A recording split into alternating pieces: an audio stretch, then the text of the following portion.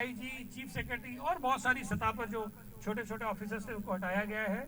यही फार्मूला या तो तमाम सूबों में अप्लाई किया जाए या फिर बाकी सूबों में जो फार्मूला अप्लाई किया गया है वो फार्मूला सूबा सिंध में भी अप्लाई किया जाए।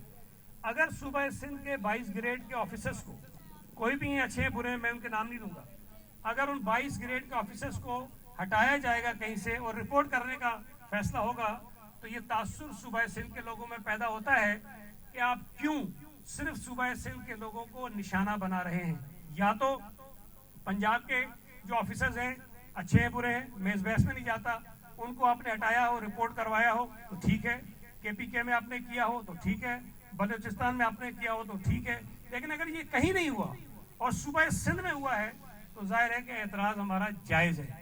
हम अगर ये कह रहे हैं कि लेवल प्लेइंग फील्ड मिलनी चाहिए पीपल्स पार्टी को, तो हम ये कतई नहीं कह रहे हैं मर्जी के वजीर लगाओ, हमारी मर्जी के एसपी लगाओ, हमारी मर्जी के डीआईजी लगाओ, हमारी मर्जी के कमिश्नर लगाओ, हमारी मर्जी के डिप्टी कमिश्नर लगाओ, हम ये बिल्कुल नहीं कह रहे हैं। लेकिन हम ये कहते हैं कि जहां पीपल्स पार्टी को एक लेवल प्लेइंग फील्ड मिलनी चाहिए, फ्री फेयर ट्रांसपेरेंट इलेक्शन होने चाहिए, तो कहीं पर ये तासुर भी पैदा होना चाहिए कि पीपल्स पार्टी के खिलाफ इत्तेहाद जो है वो बनवाए जा रहे हैं।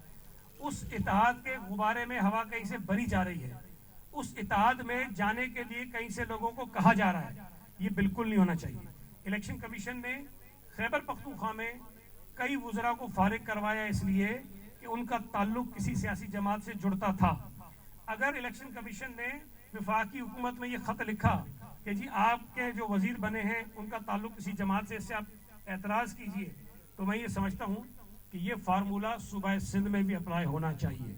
यहाँ पर जो गवर्नर साहब हैं, अच्छे बुरे में उस बहस में नहीं जाता, लेकिन सारी दुनिया जानती है कि वो एमक्यूएम के एक ओहदेदार हैं, एमक्यूएम के नुमाइंदा हैं। अगर एमक्यूएम इंतखाबात में हिस्सा ले रही है और लेवल प्लेइंग फील्ड आप चाहते हैं तो कोई किसी सियासी जमात का जो नुमाइंदा है उसको किसी ऐसे ओहदे पर फाइज नहीं होना चाहिए जो इंतखाबात पर असरअंदाज हो सके।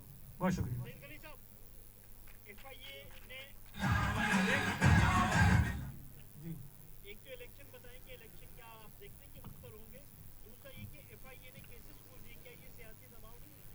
कौन से केसेस? एफआईए पुराने केस खोलने जा रही है मुख्तलिफ सियासी लोगों पर, तो क्या नहीं देखें, जो पहली बात आपने कही, इंतखाबात होने के अलावा कोई और ऑप्शन इस मुल्क की बेहतरी के लिए नहीं है।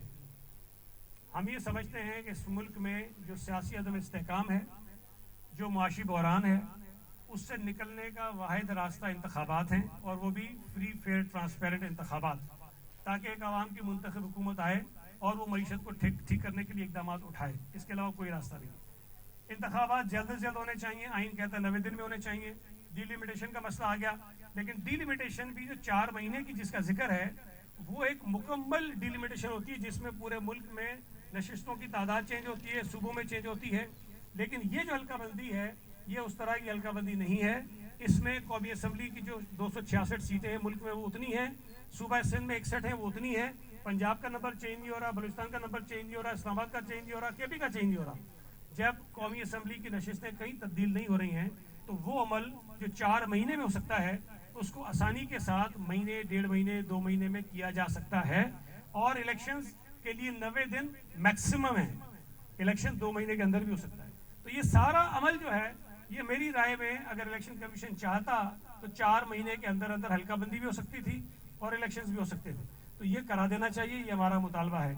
जो दूसरी बात आपने कही, मुकदमात अगर तो देखें जायज़ हैं, हकायक पर हैं, शवाहिद पर हैं, तो अगर वो सईद गनी के खिलाफ है तब भी होने चाहिए, किसी और के खिलाफ है तब भी होने चाहिए। लेकिन अगर मुकदमात को सियासी वफादारियाँ तब्दील करने के लिए, किसी सियासी जमात को पोलिटिकली विक्टिमाइज करने के लिए इस्तेमाल किए जाएंगे तो ये हमने माजी में भी इसकी हमेशा मजम्मत भी की है, मजामत भी की है, और अगर अब हुए तो अब भी करेंगे।